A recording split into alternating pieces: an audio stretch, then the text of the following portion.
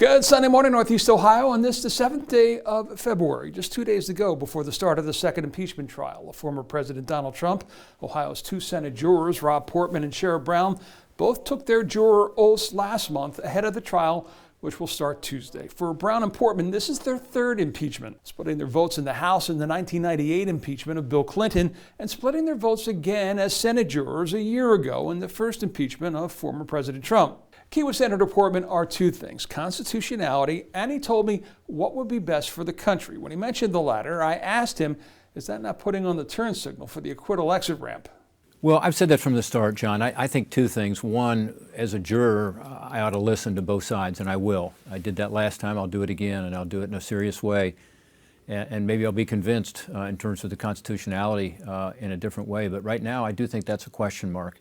And then the second issue is obviously this question of what's best to get our country back on track. I mean, we are so polarized right now, and I'm hearing it from both sides every day, and we got to figure out how to come back together. The biggest obstacle to that right now is the American Rescue Plan, with both sides about $1.3 trillion apart. Portman, who was part of a group of Republican senators who met with the president, pointing to the Congressional Budget Office, saying the economy is already expected to grow 3.7% this year without a dime of new spending. The White House says that is awesome, but even with that growth this year, it would take an additional 4 years for the unemployment rate to return to the level it was at before the pandemic. Senator Sherrod Brown, the new head of the Senate Banking Committee, offering this historical analysis for going big. Nobody in the middle of World War II, I don't think D-Day is going to work because we really can't afford it. This is a war. Brown, of course, in the middle of this, also handling the confirmation hearings of Representative Marcia Fudge to head the Department of Housing and Urban Development. Until she is confirmed by the Senate, she holds that seat in the House, but this week we got an early glimpse into the fundraising efforts by those looking to replace her. The latest campaign finance reports filed with the Federal Elections Commission shows 4 candidates in the 11th District raising funds for a run. The totals are only through December 31st, so they represent only the first few weeks of fundraising. Of them, former Cleveland Councilman Jeff Johnson raised $5,700.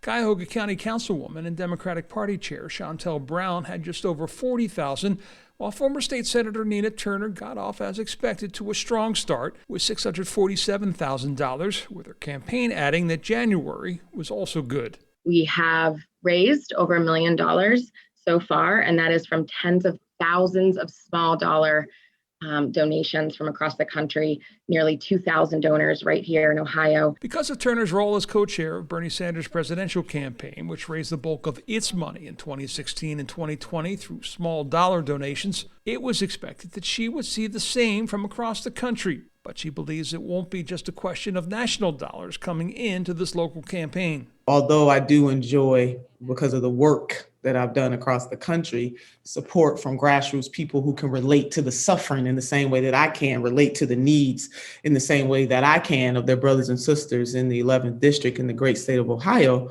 we will raise more money than anybody else running from the state. Brown, for her part, says this is a race that will come down to more than dollars. May not be able to match her dollar for dollar, but what I can say is we have the people with us. I have a list of endorsements that grows every day of people that live here in the district that can actually make a difference in this race. Endorsements of Turner and the other hopefuls say they are lining up as well. Well, a year ago at this time, few people had even heard of the name Dr. Amy Acton, but we know come March, that was about to change. And as she rose in fame with the pandemic, we took time out in April to introduce you to her. And as part of that conversation, she shared with me something I want to share with you. It was something a professor once told her about this journey called life.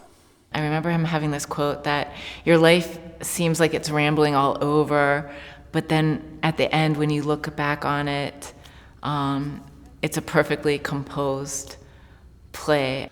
I share that with you as Acton considers yet another act in her play, a run for the Senate. Friday, Acton announced that she is stepping down from a role at the nonprofit Columbus Foundation to explore whether she wants to run as a Democrat for the seat opening up with the retirement of Rob Portman. If Dr. Acton does decide to run, she could face an uphill battle. Congressman Tim Ryan has told me he may join the Senate race, and he already has support from several key figures, including former Governor Ted Strickland, and even Hillary Clinton in a tweet hinted at her support.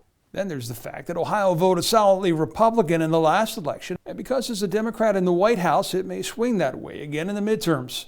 I think the only possibility for Democrats to win this seat is for them to mount one of the best campaigns and have a very strong candidate. So Amy Acton really needs to get out there with name recognition and also explain, why is she running for Senate? That's the biggest question. She's never held public office before. She needs to make that case.